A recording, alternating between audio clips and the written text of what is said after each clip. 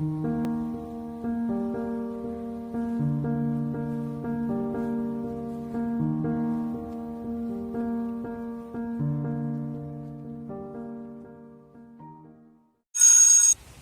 morning everybody. എല്ലാവർക്കും ഒരിക്കൽ കൂടി പ്രാക്ടിക്കൽ ക്ലാസ്സിലേക്ക് സ്വാഗതം. ഇന്ന് നമ്മൾ ചെയ്യാൻ പോകുന്നത് systematic analysis of salt number 2. ഇത് നോക്കൂ, ഇതാണ് നമുക്ക് സാൾട്ട് നമ്പർ 2 തന്നിരിക്കുന്നത്. ഇതിനകത്ത് ഒളിഞ്ഞിരിക്കുന്ന ആനയോണിനെയും കാറ്റയോണിനെയും നമ്മൾ ഐഡന്റിഫൈ ചെയ്ത് കൺഫേം ചെയ്യും. നമ്മൾ കഴിഞ്ഞ പ്രാക്ടിക്കൽ ക്ലാസ്സിൽ നമ്മൾ കണ്ടു, ആദ്യം പ്രിലിമിനറി ടെസ്റ്റില് കളർ ആൻഡ് അപ്പിയറൻസ് നോക്കി. This is A colourless crystalline compound.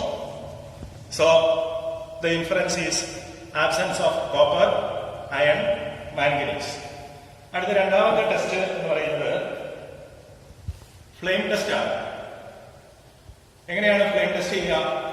A little of the substance is made A paste with concentrated HCl and it is shone into the non-luminous flame by means of a glass rod.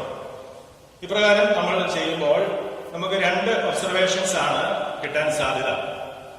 അതിലൊന്ന് കാൽസ്യത്തിന്റെ brick red colour, രണ്ട് ബേരിയത്തിന്റെ pale green colour.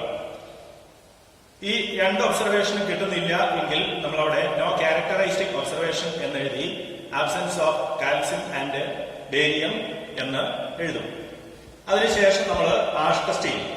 Ash test ചെയ്യാനായിട്ട് നമ്മൾ കുറച്ച് substance ഒരു test ട്യൂബിലേക്ക് എടുക്കുന്നു. അതിലേക്ക് concentrated HNO3 അല്പം ഒഴിച്ച് കോബാൾട്ട് നൈട്രേറ്റും ഒഴിച്ച് ബോയിൽ ചെയ്ത് അതിലൊരു ഫിൽറ്റർ പേപ്പർ രണ്ടായി മടക്കി ഡിപ്പ് ചെയ്ത് ബേൺ ചെയ്ത് ആഷാക്കി മാറ്റുന്നു. ഇങ്ങനെ ആഷാക്കി മാറ്റുമ്പോൾ ബ്ലൂ ആഷാണ് കിട്ടുന്നതെങ്കിൽ പ്രസൻസ് ഓഫ് അലുമിനിയം, ഗ്രീൻ ആഷാണ് കിട്ടുന്നതെങ്കിൽ പ്രസൻസ് ഓഫ് സിങ്ക്, ഇനി പിങ്ക് ആഷാണ് കിട്ടുന്നതെങ്കിൽ പ്രസൻസ് ഓഫ് മഗ്നീഷ്യം. ഈ മൂന്ന് ഒബ്സർവേഷനും കിട്ടുന്നില്ല, നോ ക്യാരക്ടറൈസ്റ്റിക് ഒബ്സർവേഷൻ ആണ് കിട്ടുന്നതെങ്കിൽ നമ്മൾ absence of aluminium, zinc and magnesium എന്ന് റിപ്പോർട്ട് ചെയ്യും. അത് കഴിഞ്ഞാൽ പിന്നെ നമ്മുടെ ഐഡന്റിഫിക്കേഷൻ ഓഫ് ആസിഡ് റാഡിക്കൽ എന്ന ടെസ്റ്റ് സീരീസ് ആണ്. അതിനുവേണ്ടി അതിൽ നമ്മൾ ആദ്യമേ ചെയ്യുന്നത് അല്പം ഡൈലൂട്ട് ഹൈഡ്രോക്ലോറിക് ആസിഡ് ഒരു ടെസ്റ്റ് ട്യൂബിലേക്ക് നമ്മൾ എടുത്തു.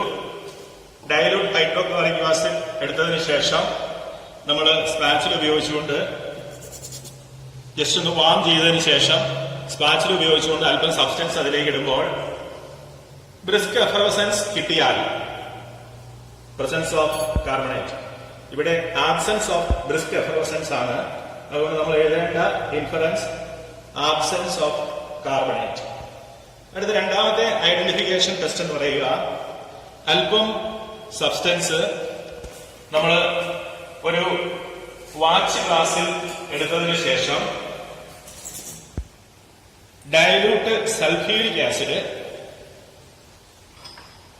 ചേർത്ത് നന്നായി റബ്ബ് ചെയ്യും. ഇങ്ങനെ റബ്ബ് ചെയ്യുമ്പോൾ സ്ട്രോങ് വിനെഗർ സ്മെല്ല് കിട്ടുകയാണെങ്കിൽ പ്രസൻസ് ഓഫ് അസറ്റേറ്റ്. ഇപ്പോൾ ഇവിടെ വിനെഗർ സ്മെല്ല് കിട്ടിയിട്ടില്ല. അപ്പോൾ നമ്മൾ എഴുതേണ്ട observation no vinegar smell, absence of acetate. എന്താണ് വിനെഗർ സ്മെൽ? നമ്മളെ ഒരിക്കലെങ്കിലും നീറ് കടിച്ചിട്ടുണ്ടാവും. അപ്പോൾ നമ്മൾ കൈ കൊണ്ട് തൂക്കും. അപ്പോൾ ഒരു സ്മെല്ല് നിങ്ങൾ ശ്രദ്ധിച്ചിട്ടുണ്ടാകും. അത് അസറ്റിക് ആസിഡിന്റെ സ്മെല്ലാണ്. അപ്പോൾ ഇവിടെ ആബ്സെൻസ് ഓഫ് അസറ്റേറ്റ്. അടുത്ത നമ്മളുടെ identification test, a little of the salt is taken in a test tube. Concentrated sulphuric acid, ഇതാണ് concentrated sulphuric acid. Concentrated sulfuric acid is added and heated strongly.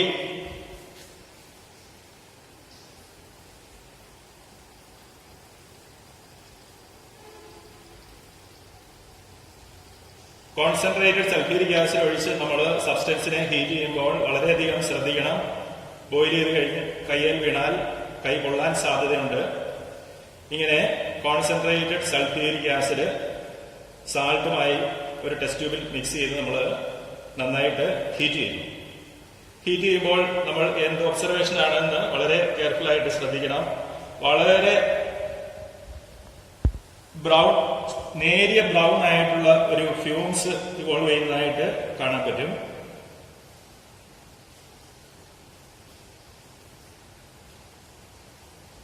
നേരിയ brown കളറുള്ള fumes evolve ചെയ്യുന്നതായിട്ട് കാണാനായിട്ട് സാധിക്കും. അപ്പോൾ നമ്മൾ ഇത് കുറച്ചും കൂടെ വിസിബിൾ ആക്കാനായിട്ട് ഇതേപോലെയുള്ള ഒരു മഷി പുരട്ടിയ ഒരു പേപ്പർ കഷ്ണം എടുക്കുക. ഈ പേപ്പർ ഒരു ബോളാക്കി മാറ്റുക. അപ്പോൾ ഈ ബോയിലിംഗ് സൊല്യൂഷനിലേക്ക് നമ്മൾ ഒരു പേപ്പർ ബോൾ ഇട്ട് കൊടുക്കാൻ പോവാണ്. ഇങ്ങനെ പേപ്പർ ബോൾ ഇട്ട് കൊടുക്കുമ്പോൾ strong reddish brown fumes evolve ചെയ്യുകയാണെങ്കിൽ പ്രസൻസ് ഓഫ് നൈട്രേറ്റ്. അപ്പോൾ നമ്മുടെ ആനയോണിനെ നമ്മൾ ഐഡന്റിഫൈ ചെയ്ത് കഴിഞ്ഞു. ഇനി നമ്മൾ ആനയോണിനെ കൺഫേം ചെയ്യുക എന്നുള്ളതാണ്. ആനയോണിനെ നമ്മൾ എപ്രകാരമാണ് ആനയോണിനെ നമ്മൾ കൺഫേം ചെയ്യുക? അപ്പോൾ അതിന്റെ കൺഫർമേറ്ററി ടെസ്റ്റ് ഫോർ നൈട്രേറ്റ്, അതാണ് ഇനി നമ്മൾ ചെയ്യാൻ പോവുക. അതിനു വേണ്ടിയിട്ട് നമ്മൾ അല്പം സാൾട്ട് സൊല്യൂഷൻ പ്രിപ്പയർ ചെയ്തു. Salt dissolve in water is called salt solution. അല്പം സാൾട്ട് സൊല്യൂഷൻ പ്രിപ്പയർ ചെയ്തു. വേറൊരു ടെസ്റ്റ്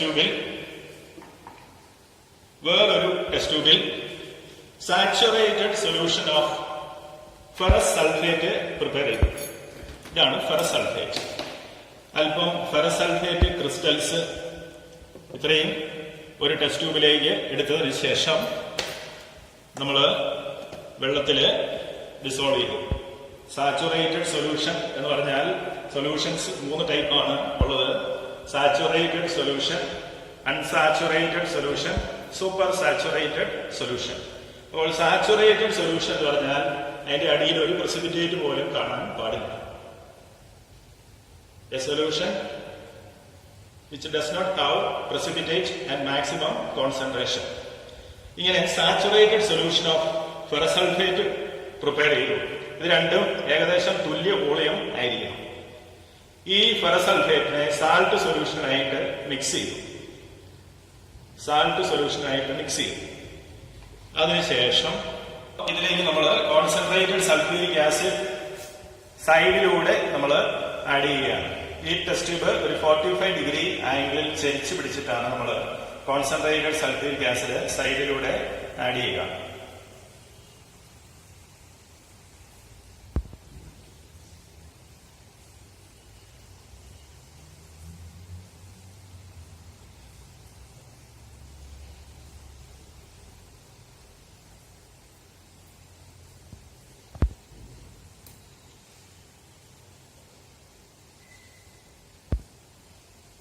നോക്കൂ, ഇങ്ങനെ കോൺസെൻട്രേറ്റഡ് സൾഫ്യൂരിക് ആസിഡ് സൈഡിലൂടെ ആഡ് ചെയ്യുമ്പോൾ എന്ത് ഒബ്സർവേഷൻ ആണ് നമുക്ക് കിട്ടുന്നതെന്ന് നമുക്ക് ശ്രദ്ധിക്കാം. ഈ രണ്ട് സൊല്യൂഷനുകളുടെയും മധ്യത്തിലായിട്ട് ഒരു ബ്രൗൺ റിംഗ് ഫോം ചെയ്യുന്നതായിട്ടാണ് നമ്മളിപ്പോൾ കണ്ടുകൊണ്ടിരിക്കുന്നത്. ഇങ്ങനെ രണ്ട് സൊല്യൂഷനുകളുടെയും മധ്യത്തിൽ ബ്രൗൺ റിംഗ് ഫോം ചെയ്യുകയാണെങ്കിൽ presence of nitrate is confirmed. അതാണ് നമ്മുടെ ഒബ്സർവേഷനും ഇൻഫറൻസും. ഇനി അടുത്ത നൈട്രേറ്റിന്റെ വേറൊരു കൺഫർമേറ്ററി ടെസ്റ്റ് കൂടെ ഉണ്ട്. അതിങ്ങനെയാണ്: to a little of the salt solution sodium hydroxide and zinc dust or aluminium powder is added. Then a strong smell of ammonia is observed. Then the presence of nitrate is again confirmed. അത് നമ്മൾ ആ test നമ്മൾ രണ്ടാമത്തെ confirmatory test ആയതുകൊണ്ട് നമ്മൾ എഴുതുക മാത്രമേ ചെയ്യുന്നുള്ളൂ. ആദ്യത്തെ ഒരു കൺഫർമേറ്ററി ടെസ്റ്റ് മാത്രം നമ്മൾ ചെയ്താൽ മതി. ഇനി നമ്മൾ ചെയ്യാൻ പോകുന്നത് systematic analysis or identification of basic radical. അതിൽ നമ്മൾ കഴിഞ്ഞ ദിവസം നമ്മൾ ആദ്യം ചെയ്തത് അല്പം സാൾട്ട് സൊല്യൂഷൻ നമ്മൾ പ്രിപ്പയർ ചെയ്തു. സാൾട്ട് സൊല്യൂഷനിലേക്ക് സോഡിയം കാർബണേറ്റ് സൊല്യൂഷൻ ഒഴിച്ചു. സാൾട്ട് നന്നായിട്ട് വാട്ടറിൽ ഡിസോൾവ് ചെയ്യുന്നതാണ് സാൾട്ട് സൊല്യൂഷൻ. അതിലേക്ക് സോഡിയം കാർബണേറ്റ് സൊല്യൂഷൻ ഒഴിച്ചു. സോഡിയം കാർബണേറ്റ് സൊല്യൂഷൻ ഒഴിക്കുമ്പോൾ ഓർക്കുക, കഴിഞ്ഞ ക്ലാസ്സിൽ നമ്മൾ ചെയ്തപ്പോൾ നോ പ്രസിപ്പിറ്റേറ്റ് ആണ് കിട്ടിയത്. അപ്പോൾ നമ്മൾ പറഞ്ഞു പ്രസൻസ് ഓഫ് അമോണിയം. ഇവിടെ എന്താണ് കിട്ടുക എന്ന് നോക്കാം. A white precipitate is obtained. അപ്പോൾ ഇവിടെ ആബ്സെൻസ് ഓഫ് അമോണിയം, അമോണിയത്തിന്റെ പ്രസൻസ് ഇല്ല. 0 ഗ്രൂപ്പിൽ അമോണിയം ഇല്ല. അടുത്ത ഫസ്റ്റ് ഗ്രൂപ്പിലെ ടെസ്റ്റ് ആണ്. ഫസ്റ്റ് ഗ്രൂപ്പിലെ ടെസ്റ്റ് അത് ചെയ്യാനായിട്ട് നമ്മൾ അല്പം സാൾട്ട് സൊല്യൂഷൻ ഉണ്ടാക്കുന്നു.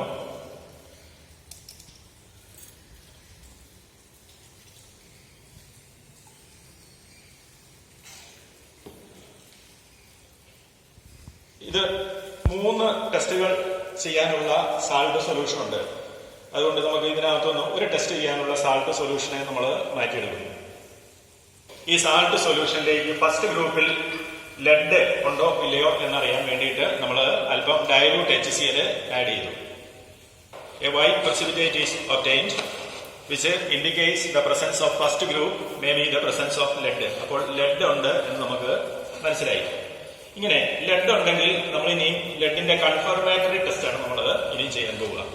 അപ്പോൾ ആദ്യമേ നമ്മൾ എടുത്തു വെച്ചിരുന്ന സാൾട്ട് സൊല്യൂഷനിൽ നിന്ന് ഒരു ടെസ്റ്റ് ചെയ്യാനായിട്ട് നമ്മൾ അല്പം സാൾട്ട് സൊല്യൂഷൻ എടുത്തു.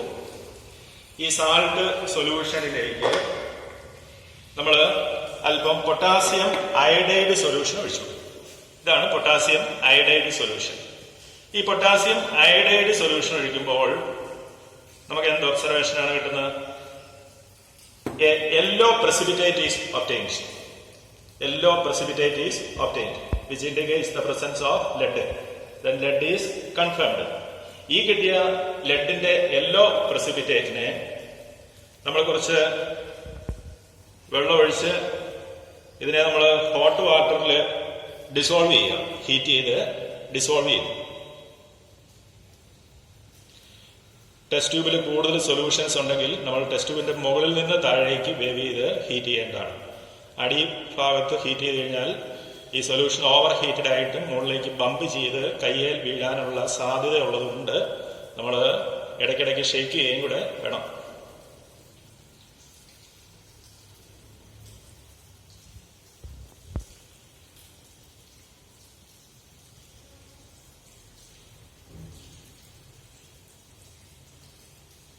ഇങ്ങനെ ഈ കിട്ടിയ yellow precipitate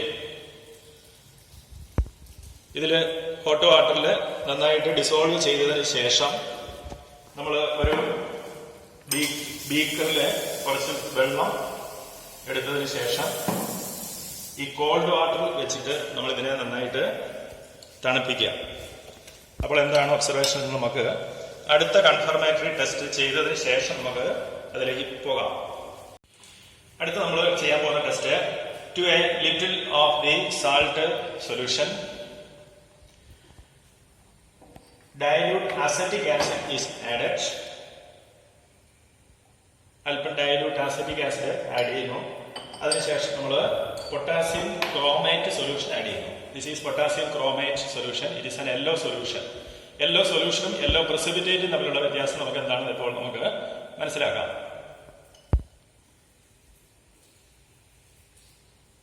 potassium chromate solution acetic acid ഉപയോഗിച്ച് അസിഡിഫൈ ചെയ്ത സാൾട്ട് സൊല്യൂഷനിലേക്ക് ഒഴിക്കുമ്പോൾ ഇത്തരത്തിൽ യെല്ലോ പ്രസിപ്പിറ്റേറ്റ് കിട്ടുകയാണെങ്കിൽ presence of lead is again confirmed. ഇനി നമുക്ക് മുമ്പേ ആദ്യം ചെയ്ത കൺഫർമേറ്ററി ടെസ്റ്റിന്റെ ഒബ്സർവേഷൻ എന്താണെന്ന് ഒന്നുകൂടെ നോക്കാം. ഇതാണ് നമ്മൾ പൊട്ടാസ്യം അയോഡൈഡ് ഒഴിച്ചതിന് ശേഷം കിട്ടിയ യെല്ലോ പ്രസിപ്പിറ്റേറ്റ് ഹോട്ട് വാട്ടറിൽ ഡിസോൾവ് ചെയ്ത് കൂൾ ചെയ്ത് കിട്ടിയ ടെസ്റ്റ് ട്യൂബ്. ഇവിടെ ഒരു ഗോൾഡൻ സ്പാങ്കിൾസ് നമുക്ക് ഒബ്സർവ് ചെയ്യാനായിട്ട് സാധിക്കും. ഈ ഗോൾഡൻ സ്പാങ്കിൾസിനെ കുറച്ചും കൂടി നല്ല രീതിയിൽ കാണാനായിട്ട് നമ്മളിതിന്റെ ബാക്ക്ഗ്രൗണ്ട് ഒരു വൈറ്റ് ബാക്ക്ഗ്രൗണ്ട് കൊടുക്കുക. നമ്മുടെ കയ്യിലുള്ള ഒരു പേപ്പർ പുറകെ പിടിച്ചാൽ മതി. ഇങ്ങനെ ചെറിയ പാർട്ടിക്കിൾസ് മിന്നി മറിയുന്നതായിട്ട് നമുക്ക് കാണാനായിട്ട് പറ്റും. ഓക്കെ, അപ്പോൾ ഇങ്ങനെ ഗോൾഡൻ സ്പാങ്കിൾസ് ഫോം ചെയ്യുകയാണെങ്കിൽ presence of lead is confirmed. അപ്പോൾ ഇന്ന് നമ്മൾ ചെയ്ത കാര്യങ്ങൾ എന്തൊക്കെയാണ്? ഇന്ന് നമ്മൾ ചെയ്ത കാര്യങ്ങൾ അപ്പോൾ നമ്മൾ എങ്ങനെ ഒബ്സർവേഷൻ ബുക്കിൽ എഴുതും? ആദ്യം നമ്മൾ ചെയ്യേണ്ടത് നമ്മുടെ ഒബ്സർവേഷൻ ബുക്ക് എടുക്കുന്നു, അടുത്ത ഫ്രഷ് പേജ് എടുക്കുന്നു, അവിടെ ഏറ്റവും ടോപ്പിൽ systematic analysis of salt number 2, marginal number, ഇന്നത്തെ ഡേറ്റ്, അതിനുശേഷം പ്രിലിമിനറി ടെസ്റ്റ്. ആദ്യത്തെ 3 ടെസ്റ്റുകൾ നമ്മൾ എഴുതി. 3 ടെസ്റ്റ്. ഒന്നാമത്തേത് colourless crystalline substance, absence of iron, copper, manganese. രണ്ടാമത്തെ ടെസ്റ്റും 3ാമത്തെ ടെസ്റ്റും നമ്മൾ നെഗറ്റീവ് ഒബ്സർവേഷൻ ആൻഡ് ഇൻഫറൻസ് എഴുതി. അതിനുശേഷം നമ്മൾ identification of acid radical up to nitrate വരെ നമ്മൾ എഴുതി. അതിനുശേഷം നൈട്രേറ്റ് കിട്ടിയത് കൊണ്ട് നമ്മൾ കൺഫർമേറ്ററി ടെസ്റ്റ് ഫോർ നൈട്രേറ്റ് എന്ന് എഴുതി. അത് 2 കൺഫർമേറ്ററി ടെസ്റ്റ് എഴുതി. വീണ്ടും നമ്മൾ കാറ്റയോണിന്റെ ടെസ്റ്റുകൾ നമ്മൾ എഴുതാൻ പോവാണ്. Systematic analysis of basic radical അല്ലെങ്കിൽ കാറ്റയോൺ എന്ന് എഴുതിയതിനു ശേഷം 0 ഗ്രൂപ്പ്, ടെസ്റ്റ് ഫോർ 0 ഗ്രൂപ്പ്, അമോണിയത്തിന്റെ ആബ്സെൻസ് കാണിച്ചു. അതിനുശേഷം ഫസ്റ്റ് ഗ്രൂപ്പിൽ ലെഡിന്റെ പ്രസൻസ് നമ്മൾ എഴുതി. ലെഡിന്റെ പ്രസൻസ് എഴുതിയതിനു ശേഷം നമ്മൾ കൺഫർമേറ്ററി ടെസ്റ്റ് ഫോർ ലെഡ് 2 ടെസ്റ്റുകൾ നമ്മൾ എഴുതി. അവസാനം result, the given inorganic substance is lead nitrate ബ്രാക്കറ്റിൽ PbNO3 ട്വൈസ്. എന്താണ് ഇങ്ങനെ എഴുതാൻ കാരണം? Lead is in +2 oxidation state, NO3 is in -1 oxidation state. അതുകൊണ്ട് ലെഡിന്റെ +2 ചാർജിനെ ബാലൻസ് ചെയ്യാനായിട്ട് നമുക്ക് 2 NO3- അയോൺസ് ആവശ്യമാണ്. അതുകൊണ്ടാണ് നമ്മൾ PbNO3 ട്വൈസ് എന്ന് നമ്മൾ എഴുതാൻ കാരണം. ഇത്രയും എഴുതി ഒബ്സർവേഷൻ ബുക്കിൽ കംപ്ലീറ്റ് ചെയ്യുക.